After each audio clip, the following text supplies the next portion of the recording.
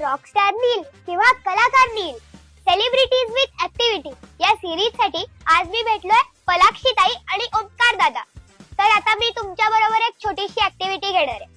Activity अशी आहे की मी तुम्हाला एक अक्षर सांगेन, फॉर एक्झाम्पल प, तर त्याच्यावरनं तुम्हाला दोन पदार्थ सांगायचे, दोन गोड आणि दोन तिखट. आता पहिलं अक्षर आहे ब. हा ठीक आहे. आता बिर्याणी तिखट. हा सोपं आहे एकदम. नाही पास. Okay next. ओ ओ काय झालं? चालेल. गोड म्हणते अंजीर. अंजीर. हा चालेल. ठीक आहे. आता दोन्ही एक एक राहिलं. नाही. हा गोड. ठीक आहे, गोड झालं. तर तिखट. हा येस गुड. बिर्याणी. आता क.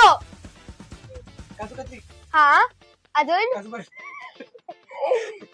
काजूची अरे कव्वा बिर्याणी. कव्वा बिर्याणी. ओके ओके, एक तिखट राहिलं तरी अजून. कढाई पनीर. हा ओके. आणि आता सो. अरे एकदम सोपं आहे यार. कांदा. हा अरे संत्र्याचा ज्यूस. ज्यूस नाही, पदार्थ. संत्र्याची बर्फी. Okay yes. आता दोन तिखट. तेव्हापासून बिर्याणी नाहीये.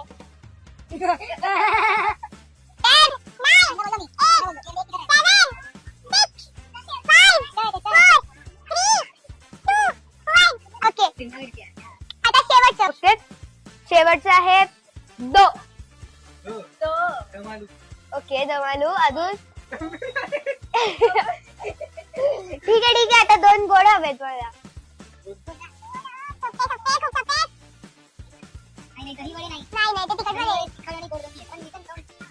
दाण्याचा लाडू. ओके आणि एक तिखट. दलियाचा. दोन्ही तिखट दलियाची खीर. झाले. हा बरोबर येस झालं. सो मला वाटलेलं की हा 3 आउट ऑफ 4 चांगली गेली ऍक्टिव्हिटी, मला आवडली. सो आता तुम्हाला पण एक प्रश्न आहे. ब या अक्षरापासून अजून कोणते दोन तिखट आणि दोन गोड पदार्थ आठवत आहेत ते नक्की सांगा. Thank you. Bye bye. Bye. Thank you. Bye.